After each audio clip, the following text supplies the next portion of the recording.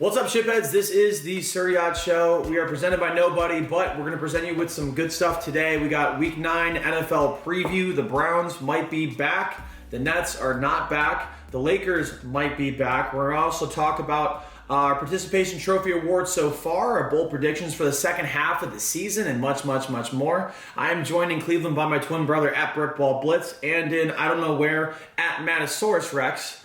Our top headlines for today. The Browns beat the Bengals last night 32-13. Joe Burrow is now 0-4 against the Browns in his career. When asked about it, he said, hey, look, I can smoke tobacco indoors and there still wouldn't be as much locker room cancer in a building than the Brooklyn Nets currently. The Falcons are in first place in the NFC South. It's not very funny, but at least it's true. Elon Musk announced today that it would cost $8 per month to be verified on Twitter. In other news, it's going to be open season for whoever wants to be the verified Las Vegas Raiders Twitter account because there's no way Mark Davis can pay that. The Nets fired Steve Nash and are replacing him with former Celtics coach Ime Udoka, who was suspended for mistreatment of a female employee. When asked about the hire, owner Joe Tsai said he thanked Kyrie Irving, saying, everyone would have thought this hire was controversial if Kyrie wasn't anti-Semitic. Yeah, it's actually crazy because Joe Tsai actually told Ime Udoka that Ben Simmons would be his mentor going forward. He thinks Ben would help Udoka not shoot his shot anymore either. Or Kyrie, because Kyrie's not choosing this shot either. Zach Wilson struggled last Sunday as he threw 3 interceptions against Bill Belichick's defense, making it the first time Wilson struck out against an older person. The Detroit Lions traded TJ Hawkinson to the Minnesota Vikings, which is certain to help them kickstart this 60-year rebuild they've been working on. Kyler Murray, bad internet connection, sleepy, has been ruled out of Sunday's game against the Seahawks. Bengals quarterback Joe Burrow moves to 0-4 against the Browns, making it the first time in his football career that he's gone winless against a college team. After firing Steve Nash, the Brooklyn Nets are likely to hire disgraced Celtics coach Ime Udoka. It's being said that guard Kyrie Irving will be handling the background check as he's so great at doing his own research. He might have handled the background check because they hired him like 20 minutes after Steve Nash was fired. It's so ridiculous. Can we get into that right away? Because I can't believe... Is he still under contract? Is he still under contract? Apparently, he legally is, but the Celtics are just going to let him walk to a division rival free of charge. So you got to imagine the second he gets there, they're going to drop all the details on this controversy, right? Steve Nash better be running to the Nelk Boys Full Send podcast right now to drop all the details. I saw his tweet about the Nets. Like, say what you will about the Nets, but they're never boring. That's correct. Like, they're an absolute circus. Locker room cancer. Also, I'm surprised nobody called me out on saying the first podcast Steve Nash would go to is the Full Send podcast. But I guess we got no, it's just true. Got some Nelk fans in the house. Steve, oh, absolutely. Come on the podcast. Steve will do it, and Steve Nash. That would be something. Yeah, everything that has to do with the Brooklyn Nets right now is not basketball. Everything that is news for them is not basketball. It is all off-the-court stuff. It's Kyrie saying stupid stuff. It's them hiring somebody that said unwanted stuff to a former female employee. Their owner is the CEO of Alibaba and has done some shady stuff in Hong Kong in the past. It seems like everything is just not about basketball. And I actually really enjoy the Nets imploding right now. We're probably an anti-Brooklyn Nets podcast right now. Yeah, I don't know. I literally don't know how you could make that team more toxic than it is right now. They have the 3 most toxic players in the league. They've hired just the most controversial coach in the league. Their GM and owner both. I don't like. You can't even clean house enough in Brooklyn. Like, you'd have to just destroy the franchise. It just seems very weird for them to make this Ime Udoka hire. I don't fully understand why they did it. I feel like I'd be more comfortable riding with the interim coach for the rest of the year, whoever's the coach currently. Or maybe hiring somebody that, I don't know, didn't just get suspended for an entire year and probably was going to get fired by the Boston Celtics. But I'm not in the NBA, so I don't know. Maybe that's not my call. It's also just so weird because it does feel like Steve Nash was the furthest thing from the problem in Brooklyn right now. They've got a million things going on. It didn't feel like it was a Steve Nash problem, but it just felt like they needed to do something. I don't know if the owner is just basically siding with KD and Kyrie at this point, but I personally think he's siding with Nash at this point because Nash kind of like always had that body language of like, oh, please God, I don't want to be here. I don't want to be here managing these dorks. You think it was a mercy kill? Do you think he's siding with Steve Nash as like, hey, I wanted to put you out of your misery?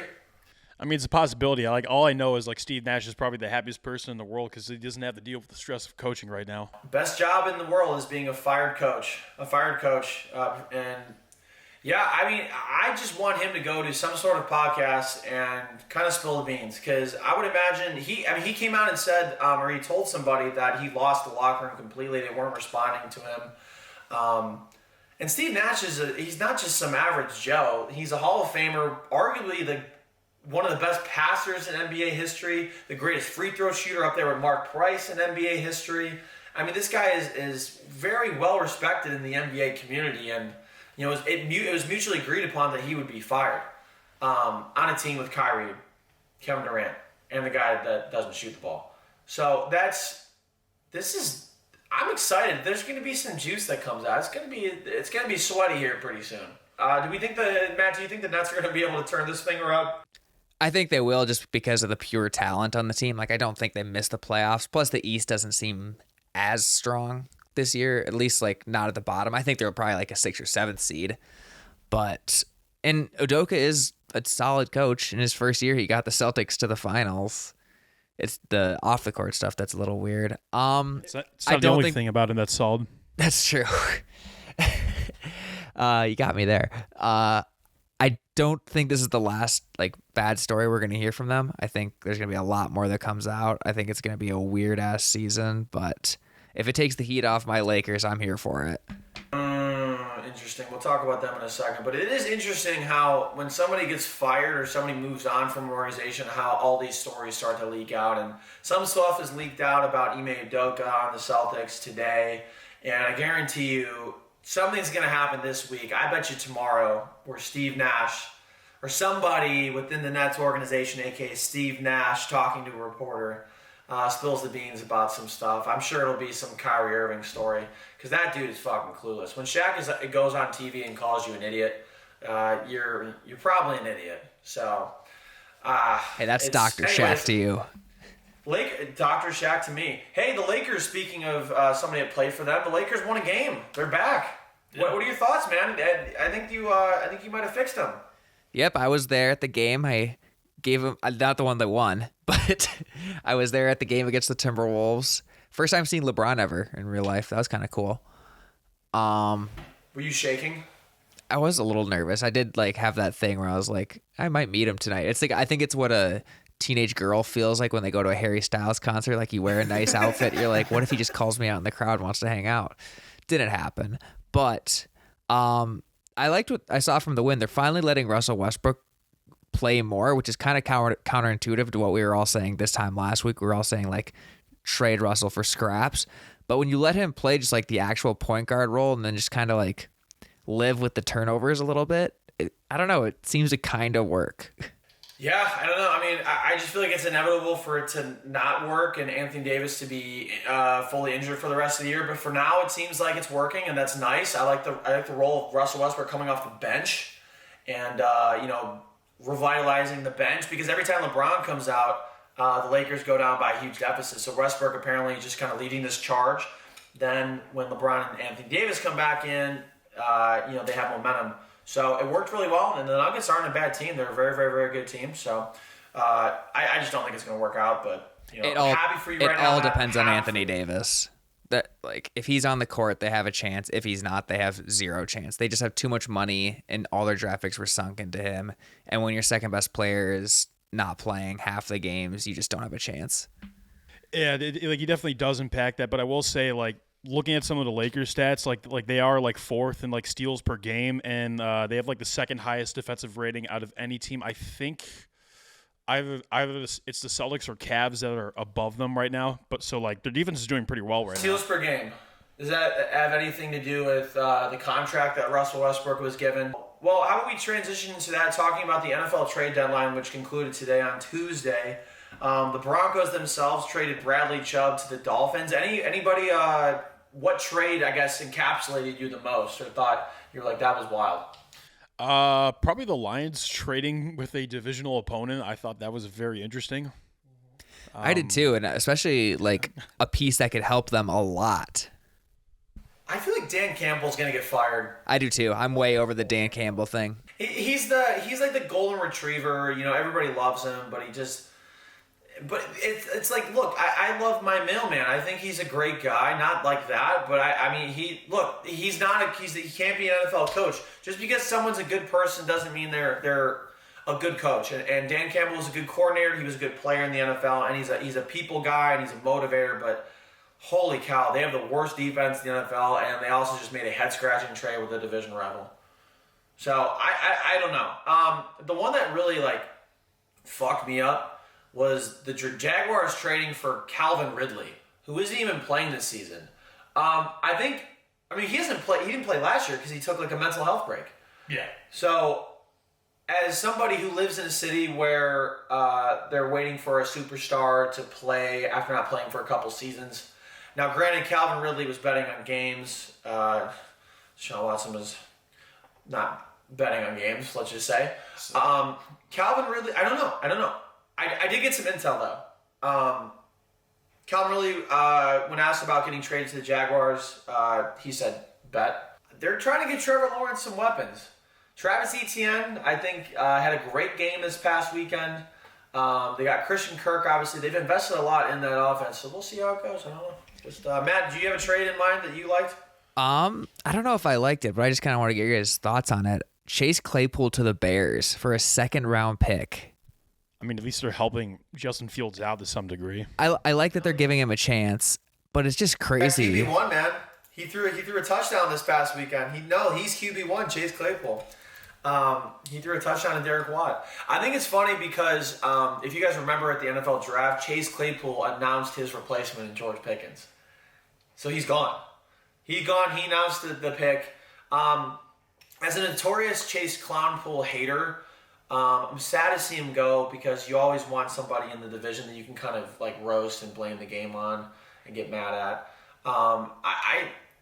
It's like that Alex Jones meme, I think, where it's the before and after, and his skin is just redder in the second pick, but he didn't lose any weight. That's what I think is for him going from Kenny Pickett to Justin Fields. Not that Justin Fields is incapable, but the Browns, Jesus. The Bears historically are not a great quarterback team.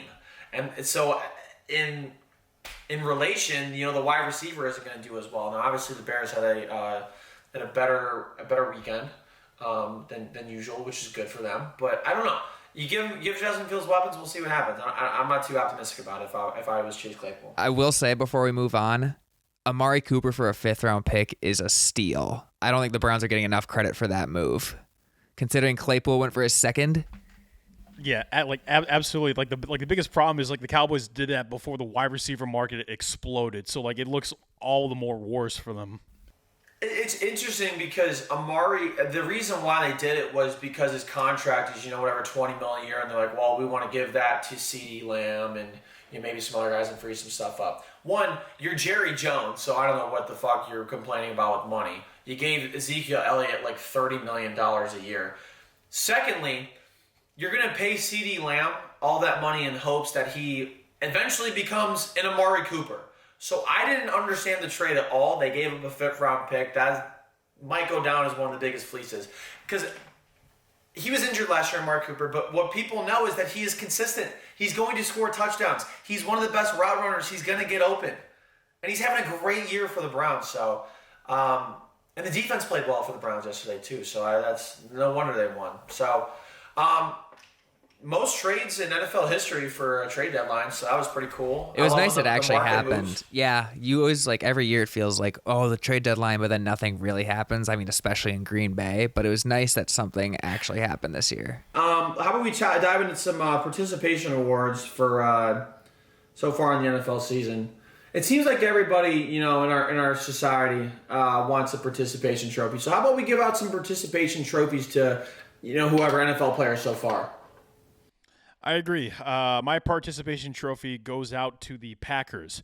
The fan base wanted them to get Brandon Cooks and Brian Gutekunst, Packers GM. The Packers GM responded by sleeping in until 4. It really was a great effort on his part. So let's give the Packers a round of applause for participating in the 2022 NFL trade deadline.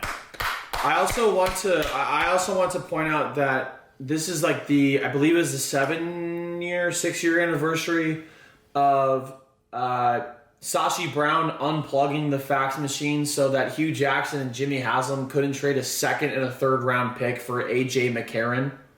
5-year. So shout out Sashi Brown for it. It reminds me of a Scooby-Doo gag when the villain's trying to stop somebody and Scooby goes around the back and unplugs it and he foils Look the over plan. there.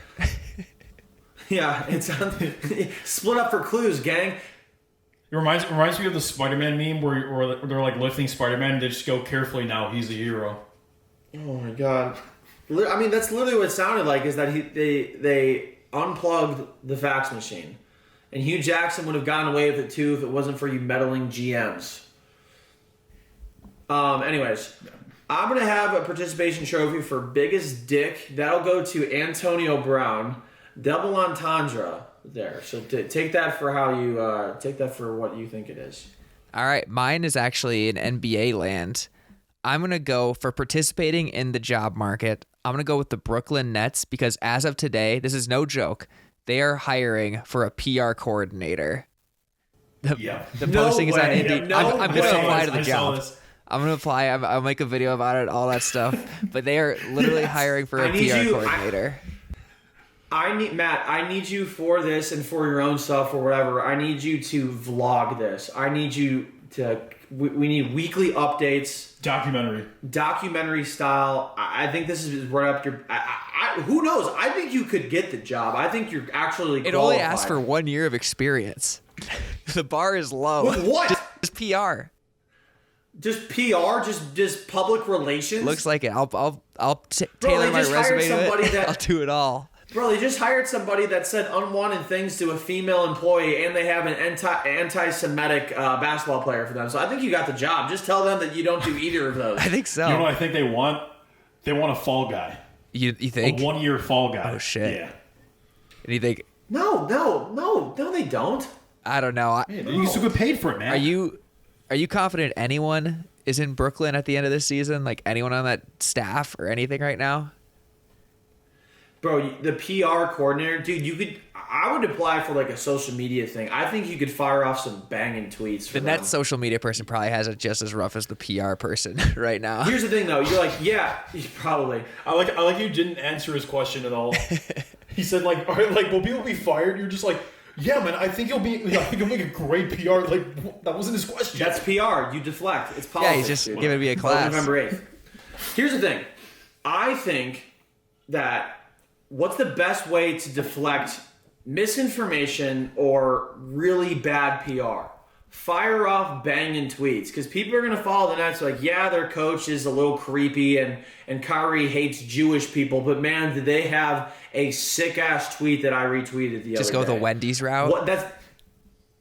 Go straight up Wendy's or Jimmy Seafood or something like that. I think that's a great move. So I hope you get the PR Thank job. you. I hope you still make appearances on this podcast as well. But I hope you get the job. And we would appreciate some weekly updates. So next week, your homework is to just tell us how this process is going for you. So we're rooting for you. Appreciate it, guys. All right. So how about we talk about how about we talk about bold predictions for the second half of the season? Johnny, want to go first? Okay, so my bold prediction is the Jaguars are winning the AFC South.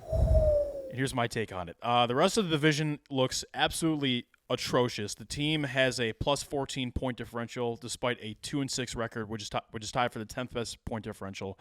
Titans are 5-2, but they're also at a -6 differential. Granted, that's because of the Bills loss where they lost by like 50,000. But Colts are 3-4-1, -28. Texans are 1-5-1, -38. Like really, no one in this division is good.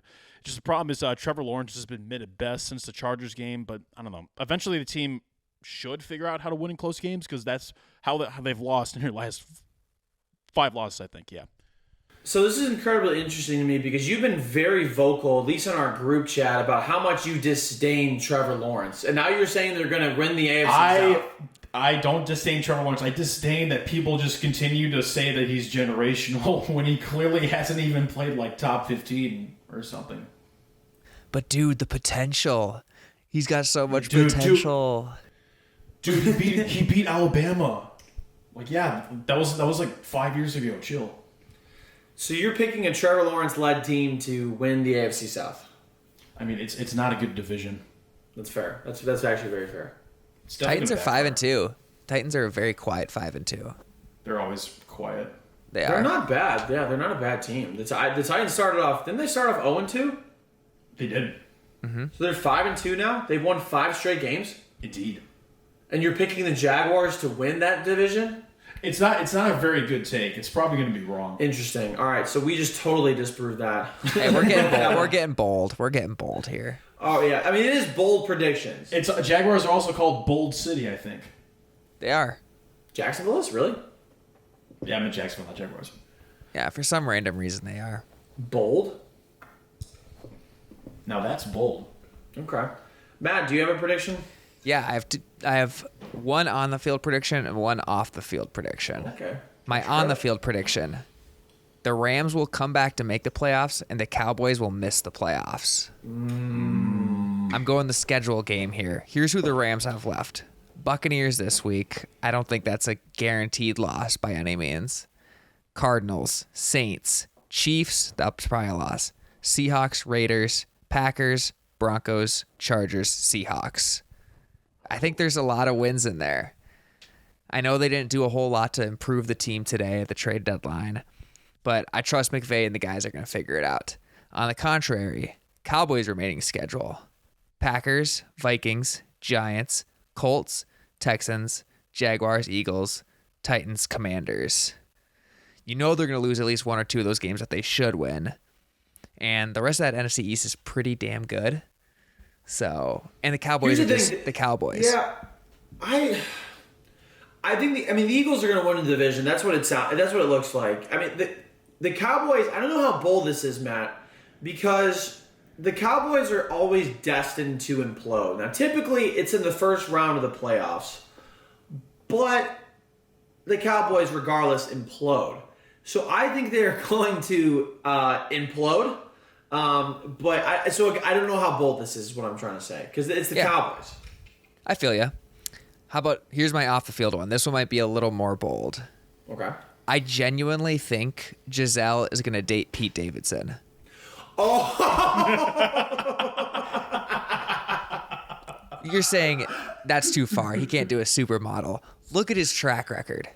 The guy thrives off of beautiful women coming off of divorces or just who are emotionally vulnerable.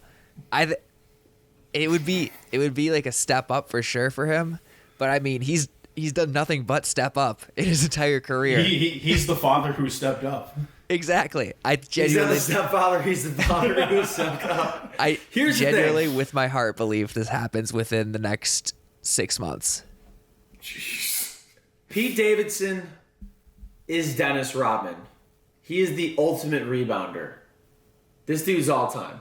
Yes. You guys remember? They put like a baseball graphic up of like the field, the baseball field, and it was like the people that Derek Jeter dated if they were like a starting lineup for baseball. I feel like Pete Davidson is going to get to that point eventually. He's also I just don't understand. I guess it just goes to show how much women value somebody being funny. And as somebody that's not funny, I struggle with Pete Davidson being so successful and being around, I guess, beautiful women all the time. I mean, at least that explains why Grimes divorced Elon. It's true. I'm so also over being rich Elon. probably helps. That's why Elon's dad married his sister, had kids with his sister. I like this take a lot, and I think it's going to happen. I want to talk about my take. It's a great transition because we're going to talk about Gisele, and my take has to do with Tom Brady. I think the Buccaneers are going to win a Super Bowl this year. I think they're going to win it. And you asked me, hey, that's a really bold take. Why are you picking that? And my answer is I don't know, but we've been in this position before. I don't remember exactly what the record was, but in 2020, the Buccaneers were not very good. Everybody was saying Tom Brady was washed. Even last season, they weren't amazing. There's been so many seasons where I feel like Tom Brady has not looked great, or the team that he is on has not looked great, and they have put it together in the second half of the season. And here's another thing. Nobody's expecting the Buccaneers to be good right now. So that's the perfect time for the Buccaneers to be good right now is when nobody is expecting it. They're going into the game. Yeah, it's Tom Brady, but he's 45. He's washed. They're not going to get it done. And I just think they're going to go on a run in the second half of the season. Tom Brady's going to find some banging hot supermodel wife to eventually marry, but to be his girlfriend for this season. He's got the moxie back, and that's his motivation, to put food on the table for his new supermodel girlfriend. There's betting odds out there about who he dates next. Can we pull it up, please? I'll do that. Johnny, you go ahead. Johnny, tell you. I will say it is an even-numbered year. I am once again on an even-numbered bid. And what has Tom Brady done in every even-numbered year since 2014? Won a Super Bowl. Won a Super Bowl, exactly. 2022, even-numbered year. It is. Wow. I think that's that's why I predicted them to win the Super Bowl beforehand. I think or them with the 49ers, but still. Did the Ravens play this past? They played the Bucs. Yeah, they did. Yeah, they played last week. We watched it. So, were they supposed to lose or were they supposed to win? Because you're on the even odd thing. The Ravens were supposed to lose. And they broke the curse. I did predict them to break it. Despite the even odd thing. Okay. Interesting. All right, Matt, do you have the information? I do. So, the leader right now at plus 1,400 is Taylor Swift, which seems weird. Wait, what? That's what? That's not. What are these odds? What are these odds? That's not happening. It's from Oddschecker. Wait. Can you send me this? No, actually, I want to be left in allure. Okay, so right. what? Do do all the odds on that sheet. Go ahead. Gotcha. Taylor Swift plus 1,400. Adriana Lima plus 1,600. Who is it? Wait, who is that? Who is that? She's just another supermodel, I think. Do you know? No, I don't know. I just wanted to keep going. Oh, okay.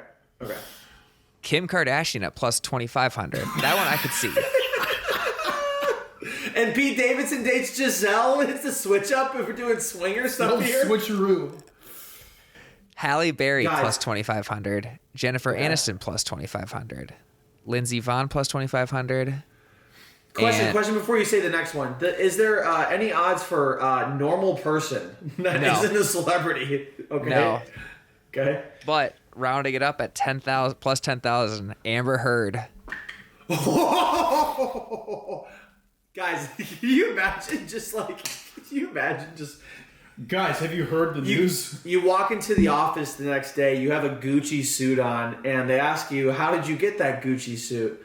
You say you put $1 on Amber Heard dating Tom Brady, and you won some money. I made my money the old-fashioned way. Printing money. Degenerate gambling. Amber Heard, Tom Brady. So who are you guys taking? I think Kim Kardashian is definitely a play. I do too. I like, who's the first one you said? Swift? T Swift?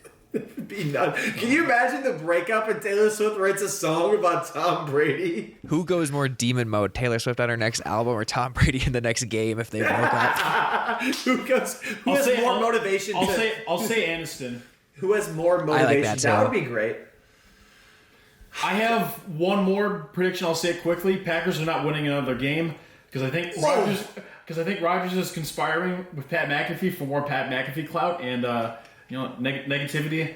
But here's the thing. What if Pat McAfee doesn't have Aaron Rodgers on the show anymore because he's not doing well? I mean, he's going to have to. He just doesn't get enough clicks. He's going to have to since the NFL won't let him use logos for some reason, even though they're paying $4 million. Yeah, that was stupid. The NFL cannot get out of its own way. I kind of saw it before the show. I kind of was reading that. So the NFL will not let Pat McAfee use logos. On their graphics, correct. What do you mean? Okay, so you know when I said that, that's what I meant. Okay, but so with anything they have, they can't use like the Browns logo or the Lions logo. Nope. I don't know. No, they can't. That doesn't make sense. I thought they had a deal with NFL Films. It's the NFL. What do you They expect? apparently did, but apparently NFL's a little threatened, so they took those logo rights away. So now they can. They took them away. They had them, but they're gone. Or they sent them a reminder saying that they couldn't use it or something. That's super interesting. Because I heard McAfee said he said, okay, we're going to talk about like player health insurance and CTE stuff now. As he should. That seems like extortion. I think I'd say go for it. If Do we think Pat McAfee's going to jail? That might be a bold prediction. Pat McAfee arrested. Doing the podcast from the Indianapolis State Penitentiary. My cellmate is a dog. If anyone My could pull it bail off, was it's him. millions and millions of dollars. Fuck Boston Connor. Someone bailed I'm in me the out. pond. I'm in the pond. If anyone could pull it off, it's probably him. Yeah. Just a couple of stooges in the penitentiary. He's gonna get Rodgers arrested too. He'll have the show every Tuesday. joining cell 10 at Boston Connor. That'd be interesting. Yeah, next time he interviews Rodgers, he's gonna wear a wire so he can bring Rodgers down with him. Joining us now live at 1 p.m. COVID survivor and jail survivor AJ Hawk. Jail survivor AJ Hawk. All right, how about we go into? Oh my god, I always love when we go into those tangents. Let's do some Week 9 games. Johnny, you chose the games this week. There were some big spreads on here. I'm not sure what your job is to look at some good games. You didn't put the Seahawks and Cardinals on here. What was your reasoning behind that? I don't want to talk about the Cardinals right now. Why? It's so entertaining. It's so bad. It's good. Kyler Murray is. I look forward to the PointsBet Sportsbook tweet about double XP weekends or every time Kyler Murray loses, and because they just put out one saying Kyler Murray is 0-1 since Call of Duty was dropped. I mean, the Seahawks are going to win that game anyway because the Cardinals don't have home field advantage. The Seahawks always win at Arizona. But the line is -2. The line's -2. So we'll see. We'll see. We'll talk about the first game. It's a Thursday night game. The Eagles are playing at the Texans. The Eagles are favored by -14. And I'm going to tell you what. You're going to pick the Texans in an upset, aren't you? I'm going to pick the Texans in an upset, and I'm not quite sure why. Actually, I'm going to backpedal on that one. Johnny walked me into it. He was trying to have me do it. I'm not going to do that. I will say that the Eagles will not lose the spread. I think this is going to be a 3-touchdown game. We all thought the Texans were going to be good, but then we realized that they're not. I think the Eagles. Wait, what? The Eagles are great. The Eagles are who do they lose to this year? They haven't. No one. Wait, they're undefeated? Yeah, they're undefeated. Bro, do you even cover keep up with the sport? You're literally telling me to keep up with basketball. You can't even keep up with football. You know what? Fuck you. I'm picking the Texans. Suck my dick. Suck my dick. Texans are winning. That's why I thought they had a loss because they have a loss. You also said we all Suck thought. my dick. You also said Fuck we all you. thought the Texans would be good. No, No fuck one you. thought the Texans would be good. I never said that. You just said that. You literally just said that. You just Rewind the tape. I don't believe you. Delete the tape, Matt, when you edit this. I'll throw in review in the edit process for what the Matt, fans delete see. it. As Papa John once said, the truth will come out. Wait, here's the thing. He said that, and the truth never came out. That was the truth. Are you kidding? You don't, dude. Papa John said that, then COVID started like 2 weeks later. What are you talking about? The day of reckoning came. The day of reckoning will come. Except for it ended up just being like great for pizza delivery companies. He also just went to Seattle, just like coughed on someone and gave him COVID. That's my favorite thing is like, not my favorite thing, but you see all these people like laying off people, everybody like nobody has jobs and stuff, and you see all those Domino's commercials and be like, we're hiring people. Come on, work at Domino's. We've experienced 500% profit margin every month. We might be getting a bit off track here. It's fine. We could talk about that. We should start a conspiracy podcast. Johnny, who are you picking between the Eagles and Texans, and why is it not the Texans?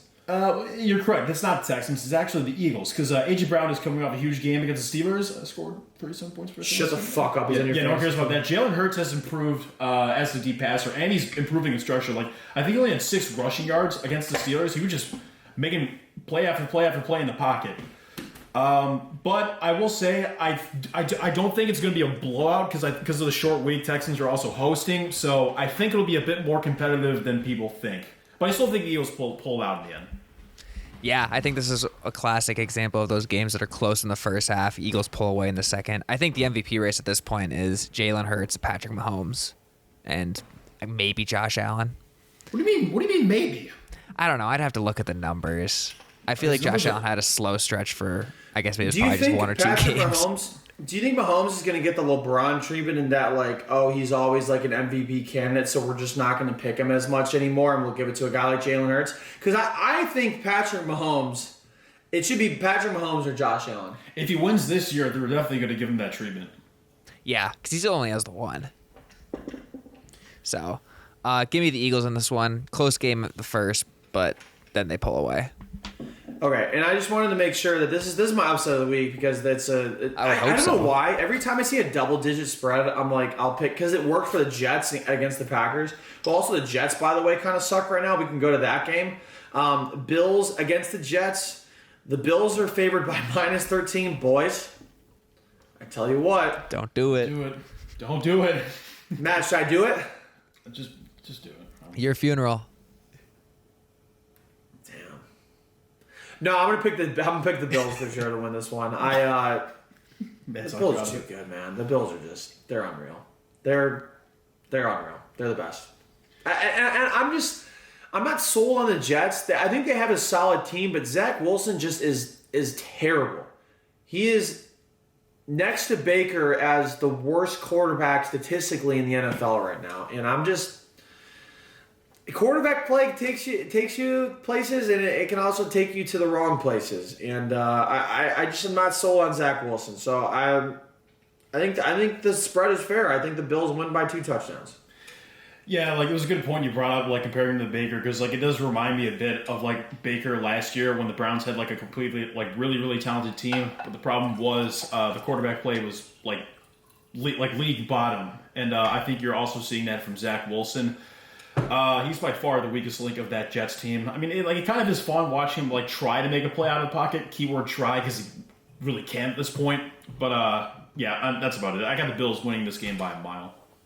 Yeah, I think the Jets are starting to get exposed. The games they did win, they were winning in spite of Zach Wilson. It's cool to watch him run around, but then he does nothing after he like runs for like a negative 2-yard loss. So it kind of just defeats the purpose or whatever. He's a great first half of the highlight is good. The second half of the highlight's never any good.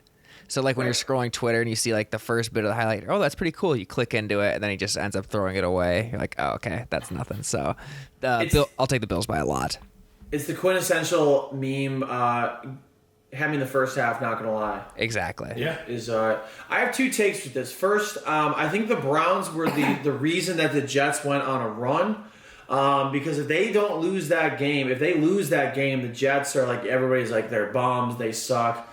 They started to get some life after coming back from 14 down with like a minute and a half left, and like, oh, wow. Or 13 down, excuse me. Like, oh, wow, we won a football game. It was kind of handed to us, but they got some momentum after that. My second take is that New York football sucks again. I think the Giants aren't going to have a great year.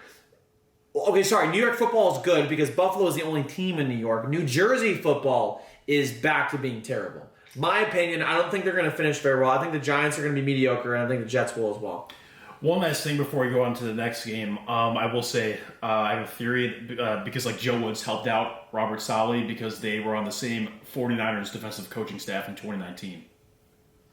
That's something to think about. You think Joe Woods had money on that Browns-Jets game? I'm saying he should be suspended. Calvin Ridley. I'm calling a bluff. I think he's just naturally bad. Okay, so we got the Vikings at the Commanders. The Vikings are favored by -3.5. The Vikings have only lost 1 game, correct? They're to the Eagles. 6-1. To the Eagles. Very, very interesting. Is Kirk Cousins him? I called him a fraud at the beginning of the season, and you know what? I'm going to continue to call him a fraud, but I do think the Vikings are going to beat the Commanders. I just think that everybody's like, wow, they're so good. And you know what? They're going to implode because you know what? This is a Minnesota sports team. And as a Cleveland sports team, we kind of have that connection, Matt. Even though I don't think you're really a Minnesota sports fan anymore. I'm going to pick the Vikings to win this game. But eventually Kirk Cousins is going to be proven as a fraud. I mean, he has to be. It's written. It has to happen. Speaking of Kirk Cousins, this is actually the Kirk Cousins Bowl because he used to play for the Commanders. No, he didn't. What was the team he played for? What was it called? Pigskins. I think the audio went out. I think it might have buffered. Anyways, go ahead and go to your pick, the Kirk Cousins Bowl. I'm also going to pick the Vikings to win this one. Zadarius Smith should be a Defensive Player of the Year candidate. He was pretty much the reason why they won against the Cardinals last week. Commanders are kind of like the Vikings in which they've gutted it out in close wins.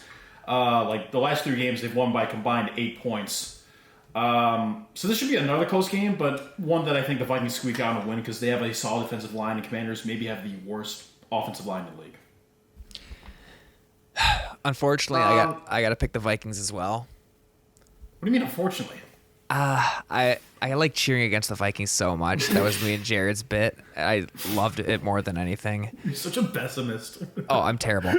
But I think the Vikings are going to end up being the top seed of the NFC, mainly because they have such a weak schedule. The people they've beaten so far this year, the Packers, the Lions, the Saints, the Bears, the Dolphins without Tua, and the Cardinals.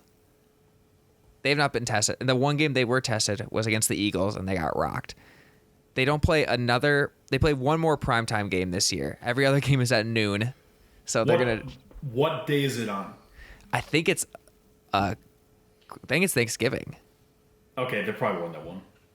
Yeah, so I don't know. I think they have a cakewalk through the rest of the season. They have like the Commanders. They got the Bills at noon. That'll be a tough one. And then they got the Jets and the Lions. I don't know. I think they're going to have a top seed, but I do think they're eventually exposed in the playoffs. I think they're a better team than they were these last few years. I think O'Connell has made them a better team, but it's Kirk Cousins. Like that's all you got to say. So give me the Vikings in this one, but Yeah. I got my eye on them. I agree with that. Also, I just checked my audio and it went out at some point. The system overload thing again. Okay, I can just do the Zoom. Yeah, it's my bad. No, it's all good. I hate when that happens. Yeah. Okay, we got to go back up to the. Let's do the Chargers and Falcons. The Chargers are favored by -3. The Falcons are in first place in the NFC South. This is my favorite thing that Johnny does. He has to annotate why he thinks this is a good game. So Because you don't know anything about football. no, because so the NFL is so bad right now. Well, that too. You have to basically justify why you are playing, because this is not a good game. But the Falcons are first place in the division, and the Chargers have a wild card spot, I think. That's what Johnny wrote in the notes. So I just wanted to illustrate that. So I think this is my lock of the week, even though it's only a 3-point spread. Chargers make it exciting, but I think they win by a touchdown against the Falcons in Atlanta. Yeah, I'm also going to pick the Chargers to win this one. These are obviously two of the most wildest fourth quarter teams in the league, but I really do not trust Marcus Mariota at all. I think they're getting Cordell Patterson back this week. I'm not entirely sure. That should help up the run game, which has been pretty good. But Mariota, I do not trust at all. Defense has been terrible. I don't know. I just see the Chargers winning this one. Yeah, this just feels like a game the Chargers should be able to handle, which of course means they probably won't be able to handle it. I'm going to take them regardless. Falcons are a fun story. I don't think they're that good of a team.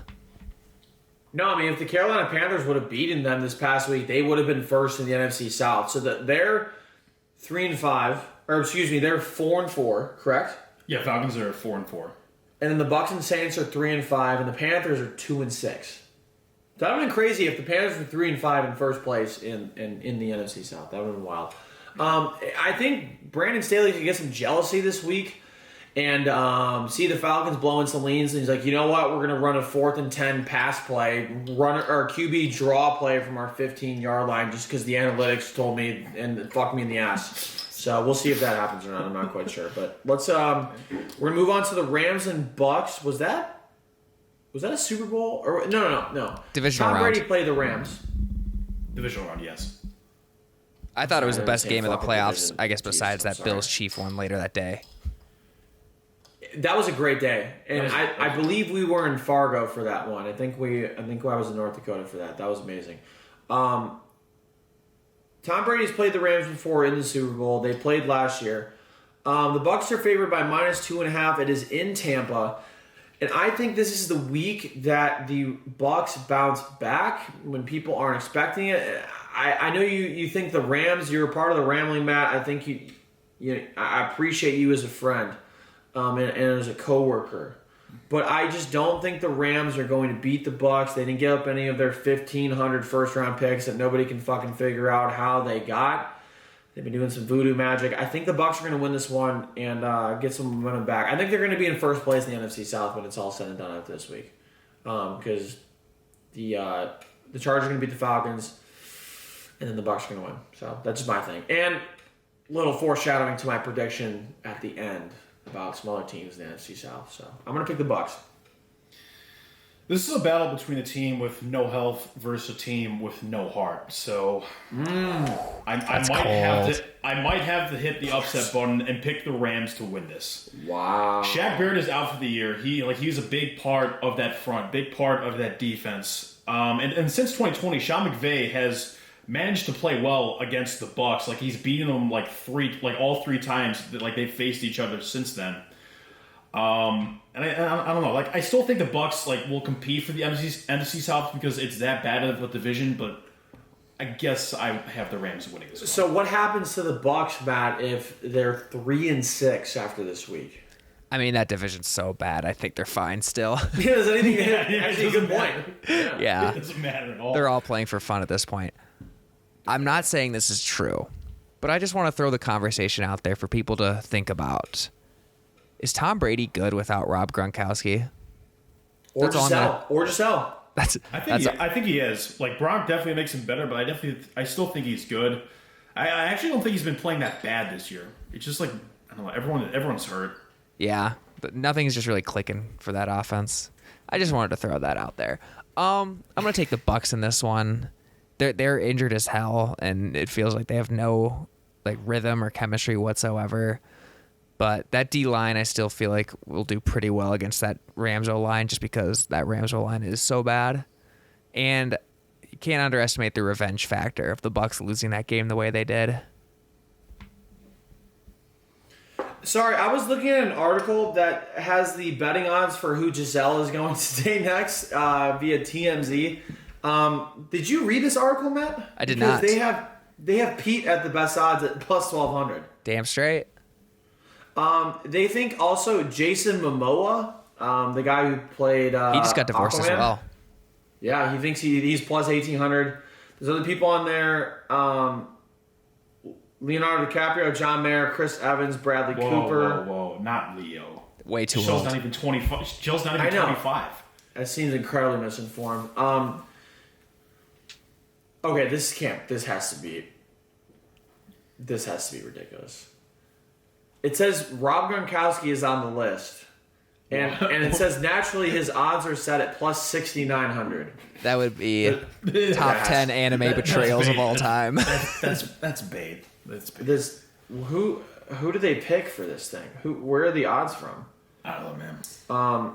Okay, so it also there's no way. TMZ I think just pulls out of their ass because Donald Trump is on the list. A couple never ever happen options include Donald Trump, Zach Wilson, and Antonio Brown. So, which I feel like Antonio Brown would have more odds than Zach Wilson and Donald Trump, but it does seem like they're Titans off the field. Okay, Matt, who did you pick? The Bucs. Okay, Pick the Bucs. Okay, we're gonna move on because I'm gonna close the window on this article. That was ridiculous. Not as ridiculous as the Brooklyn Nets, but that was ridiculous. Okay, we got 2 more games. Let's get through this. We got the Titans at the Chiefs. Chiefs are favored by minus 12.5, and I like this a lot. They're both 5-2. Guys, I don't know, man. Real quick tangent. I don't know, man. You don't like this game? Well, no, I don't know if I like the. You don't even know who I was going to pick. No, it's I don't know if I don't like the spread. Well, you find out if I do. I don't know. We haven't heard anything from Jackson Mahomes, man. If you have any updates, I know you saw him one time at a Kansas City bar. I got no updates. I think he's still TikTok, and I just don't think people are. I think people are kind of over making fun of him.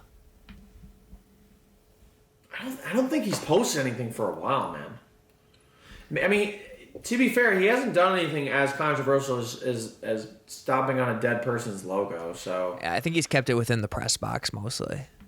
you think so? In the press box where he sits. I'm gonna check. I'm just saying. I'm gonna check. Do you think His that's last the post was key to the October Chiefs' success? 24th. And his last post before that was he's posted twice in the past 2 months. Does this have anything like what your factor? No, I was trying to figure out a segue to say that I'm going to pick the Chiefs to win this game. And I couldn't figure out one, so I'm going to pick the Titans to win. That's it. You're just doing that. Yeah, I'm just going to pick the Titans for that reason. There is merit to that. And like the reason I don't really like the spread of this game is because outside of the Bills, no team plays as well against the Chiefs as the Titans. I don't know what it is, but like the Titans have won like 5 of their last 6 meetings against the Chiefs, including the playoffs. I don't know. They just have Andy Reid's number for some reason.